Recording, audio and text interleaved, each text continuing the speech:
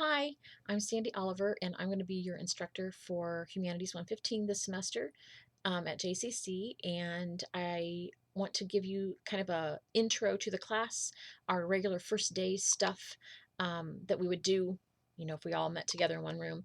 And so that's what this is going to be, is your welcome to critical thinking video. If you haven't already printed off or have available on your device your syllabus, please pause me and go do that and then come back. We are Humanities 115 is called Critical Thinking. It's a required course for quite a few of our Associate of Science folks, and it's a possibility for pretty much everybody else. So this is a 3-credit class, which means you get 3 points for it on your GPA, up to 12 points actually if you get an A. This is there's no co-requisite. You have to be ready for English 111 to get in here. So if you haven't taken English 111, that's okay. I'm up for that. It is a college transfer course for general education in humanities and fine arts. You have until October 30th to drop the course without a penalty of grade. It may mess with your financial aid, just depends upon how many courses you're supposed to have and what you end up with and all that stuff. Talk to your advisor. Again, my name is Sandy Dolan Oliver. I'm an adjunct, so I don't have an office on campus, but my husband does, up in Wilson on the 2nd floor, and you can drop stuff off for me there if you really, really have to. Because I'm an adjunct, I don't have an office, and really the only way to get a hold of me is through email. So email early and often. I'm happy to answer emails. Usually during the week, Monday through Friday, I answer the same day or the next day. Okay, that 24-hour turnaround thing. And on the weekends, usually I check in on Saturdays at least once to make sure I'm kind of caught up on email. I don't usually check on Sundays, so if you send me something on Sunday, you might not get a response until Monday. This course is 100% online. All of our work is given on Blackboard. You turn it in on Blackboard. I do allow for email attachments when Blackboard is being stupid or giving you fits, or you think it didn't save things correctly. It's okay. Just send it to me. We are here to look at the importance of a diversity of ideas, examining your own worldview based on sound reasoning, analyze and evaluate concepts using critical thinking, all that fun stuff. We do have a textbook, and I should have done this before I got started on you. Hold on.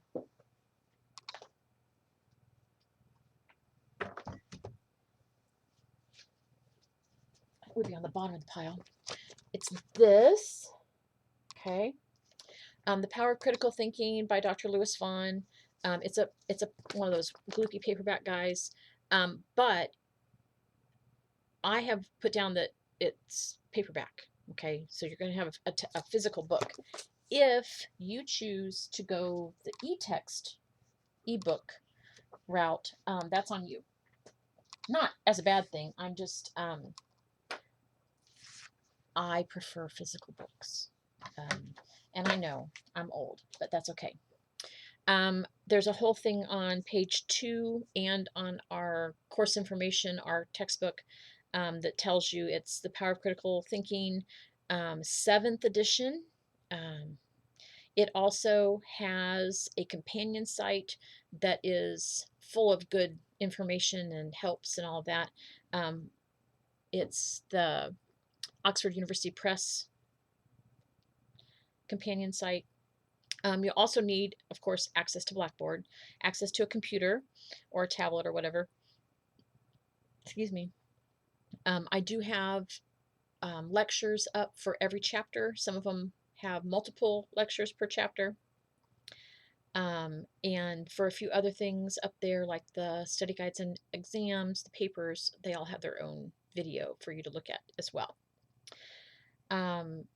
We don't use the first day stuff, digital textbooks, just because I don't like them all that much. But the course overview, we're going to do a lot of things in this class. A couple of things very specifically, and this is probably why your particular degree program wants you to take this course. We look at formal logic, and that's something that is very odd and unique, and it's probably things that you've never seen before. And when we get to chapter 7 and 8, that's where all the happens. Okay, middle of the book. We have 3 papers. They're each worth 10%. We have 4 exams. They're each worth 10%. Reading logs altogether are worth 10%. And then the homework and all that is another 20%. So it does add up to 100.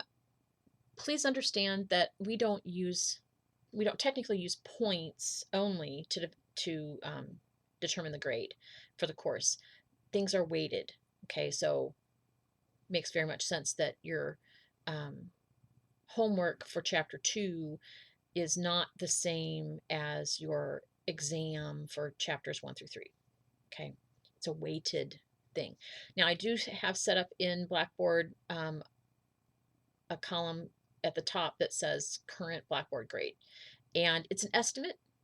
Blackboard does the math fairly well. It's always off by a little bit, so it's okay. Usually nothing to make a difference between one grade and another. Now, if you're current with all your work, it's really close to being right. Might be spot on. If you're behind, even a little bit, it's a little more optimistic than you should be. If you're behind a lot, or you've missed a major assignment, a test or a paper, then you can't possibly still have an A, regardless of what that says, right? Use your critical thinking. Part of the reason for that is that I have it set to give you a running total, and that is so you don't have an F until the last week of the semester. That's just demoralizing. So this is more optimistic. I like optimistic, and so we're going to leave it that way. But if you need to know what your grade is or what you're missing exactly, just send me an email. I'm more than happy to do that. Now, you can look on your own. If you look at the My Grades section on the left-hand side of Blackboard, go down past the course information and all that, there's a thing that says My Grades, all one word. That will show you grades that you've been given for individual assignments.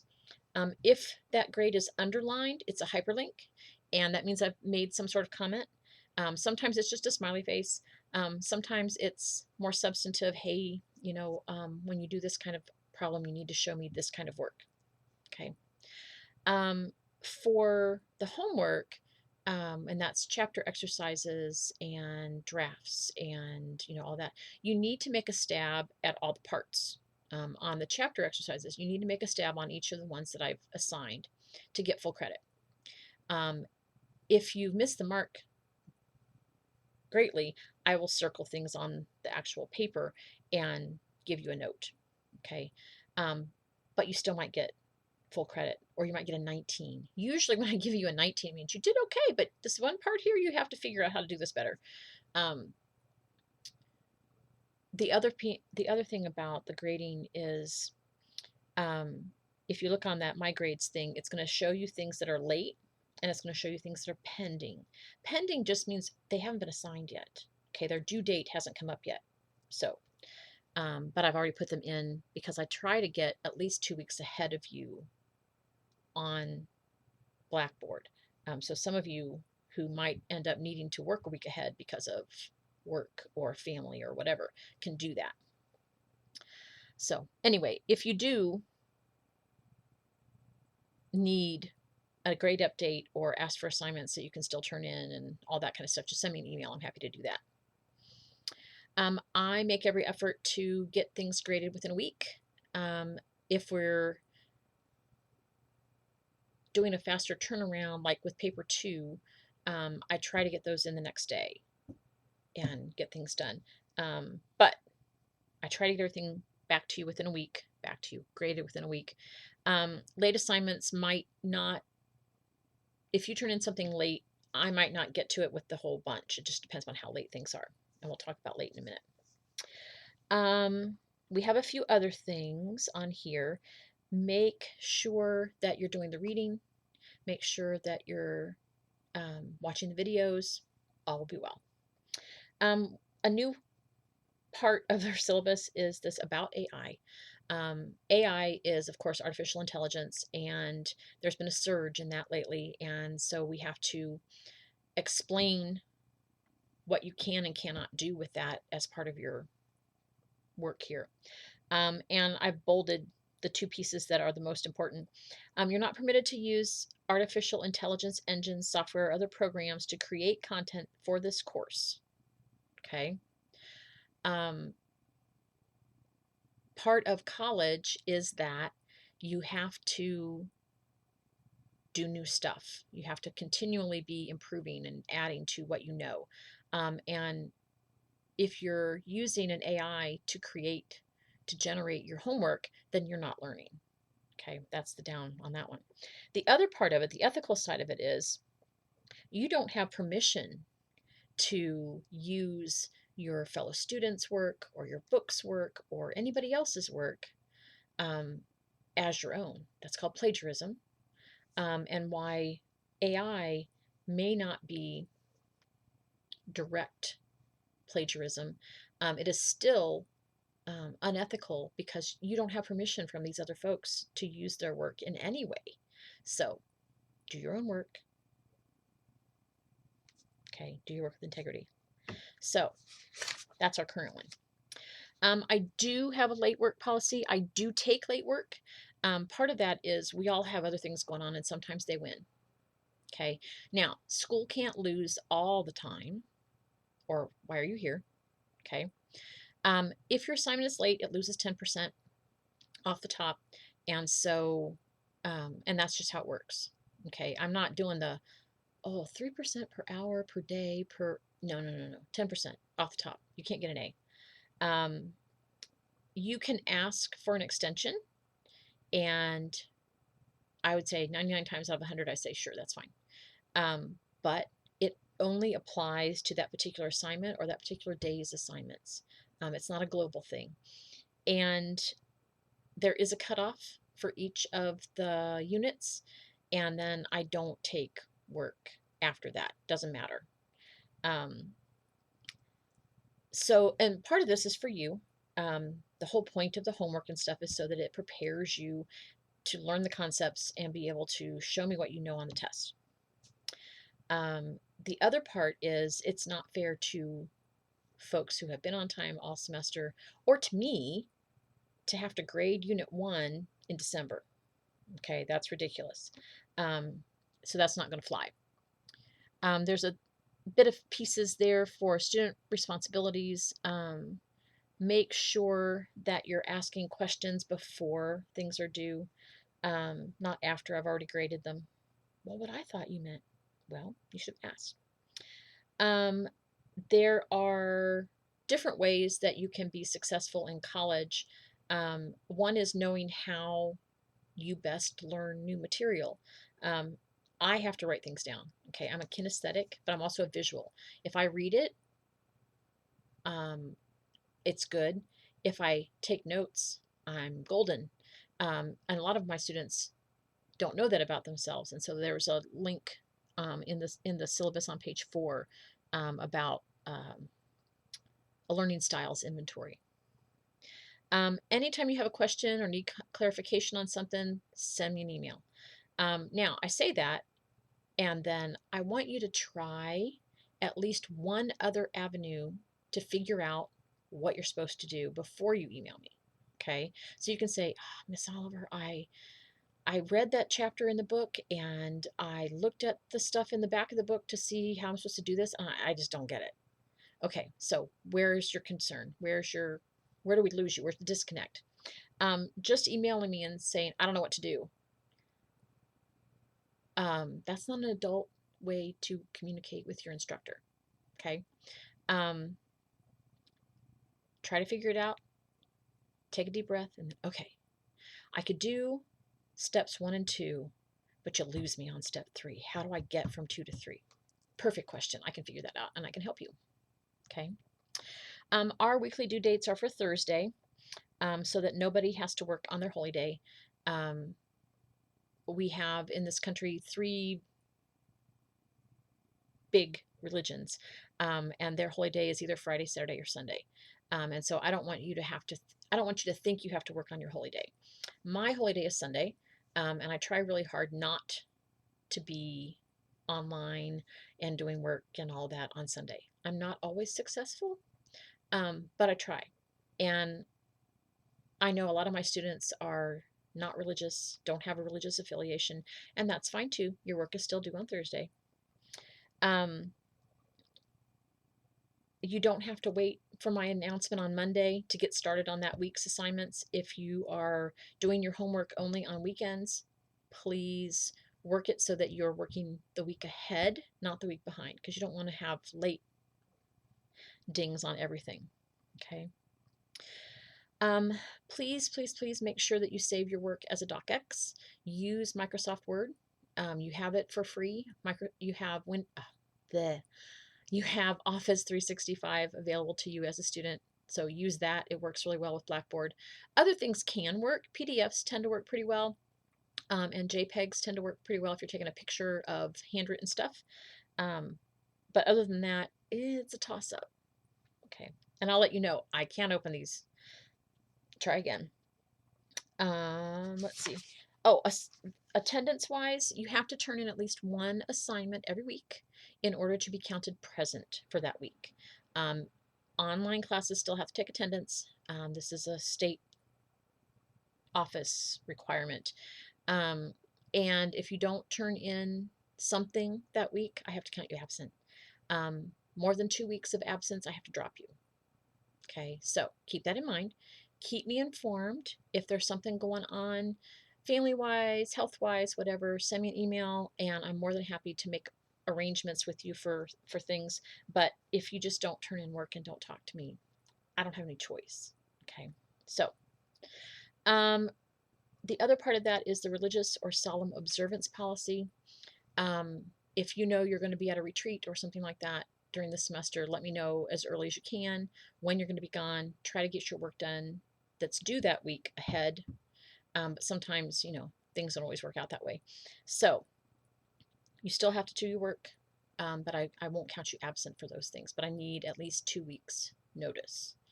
The other side of that, and this is horrible, but it happens just about every semester to somebody. If family member is on, whether that's blood or chosen family, is on hospice, let me know.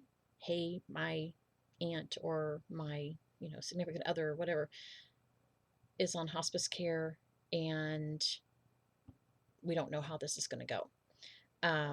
Let me know ahead of time, as early as you know, and then if they pass, then you can say, I need to activate that solemn observance policy because I'm going to be out for the next week or so. And unfortunately, it happens. We're all mortal. When my parents were both ill at the same time, I took advantage of that as well. So I get that sometimes you don't have a control over that kind of stuff. So that's the deal. The other things on the end of the syllabus here, the Jaguar writing portal, even though this is not technically a writing class, if you want to get tutoring on your writing, you can go to them. You can send papers to them. Just make sure you're giving yourself at least a 2-day lead so that you're not behind and late on your papers. Okay, there's some really good stuff going on there, so take a moment for that.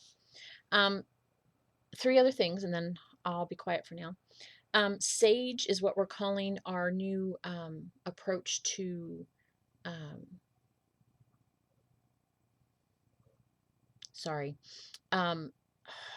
retention and support. It's also kind of progress reports. And so if you're having trouble in class, if your grade drops below a certain level, I'll do a progress report. I'll talk to you first too, but all of that. But this is an official guy. Referrals for tutoring or trio, or I've had a couple of students who found themselves homeless in the middle of the semester, and we have some avenues to help with that. And I can make the referral, and then they follow up and things. If you have questions, there's a place there to either call or email. The other thing is the Quality Enhancement Plan, the QEP. We're doing something called Pace Yourself. Basically, it's to help first year students, although it's not limited to them, but that's the focus, to help first year students really take advantage of all the things we have available on campus. This is not just, I mean, it's your advisor and their department and clubs and different things like that, but it's also where do I go if I need tutoring? What if I have a job interview and I've never bought a suit before, or whatever the appropriate dress would be? There's all kinds of help for you, career planning, all that.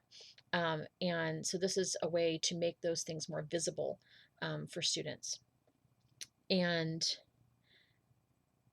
for academic stuff and for non-academic stuff, because we really want you to go out into the world and thrive. And part of that is really taking advantage of all the opportunities you have here on campus. Okay, whether you come to campus or not, most of this stuff is also available telephonically or whatever, electronically. I know my brain went on that one. The very last thing is called Student Concerns. And this is, okay, so I try really hard not to be offensive. I try really hard to take into consideration the vast differences that we all have and focus on what we all have in common, which is we want to learn, we want to be better, we want to do better things with our lives. And so to help, sometimes I can mess that up. And so if I mess up, please let me know that I messed up. And I'm more than happy to make amends and figure things out and do things differently. Okay. Apologize and, ask for forgiveness. If there's something going on and I mess things up, let me know. Okay. If we can't come to an agreement that, okay, everybody's good, everybody's feelings have been taken care of, we've done what we need to do, fixed whatever the mistake was, then if we can't manage that, then we have to go to my department chair, who is Elizabeth Baker. She's very good at kind of sorting things out and showing, okay, here's this, here's where you guys got to meet. Okay. If you're not happy with how that turns out, you can also go to our associate vice president, who is Lisa Cooper, and she'll sit us down and do the same kind of thing. So you have avenues for grievances, but I hope that we never have to do anything like that. But if we do, I am always open to making things better and being better. And so that's where all that information is at the end of the syllabus. One other thing you would probably like to look through is on our course information, major assignments. And really, that folder has all the assignments. Kind of, here's the stuff we're going to do. And so it has a list of the due dates for everything, and it has a folder for weekly work, which is reading logs and chapter exercises and discussion boards, and then a folder for each of the 3 papers and a folder for study guides and exams. And so you already have access to all the stuff we're going to do for the semester. It's there. And if you have questions about it, please let me know, email. If I mess something up, I say it's a chapter 1 video, but it's, I don't know, a rhetorical analysis video. Let me know ASAP and I'll fix it. I try to go through and recheck things and make sure that it's all correct. But occasionally I make a mistake like that, and I'm more than happy to fix it.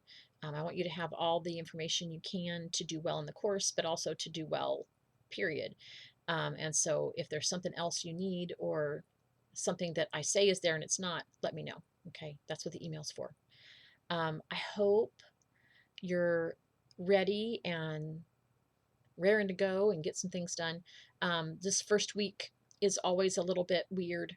You need to buy the book. We'll start working out of it next week. And so it's a non-negotiable. You have to have the book, one way or the other. And I sent an email early on, but if you added into the class in the last 2 or 3 days, then you may not have gotten that one, but I'll tell you now. Buy the book, buy the book, buy the book. Power of Critical Thinking, 7th edition. Okay? Okay, so if you have questions, email me. You know where I am. Bye.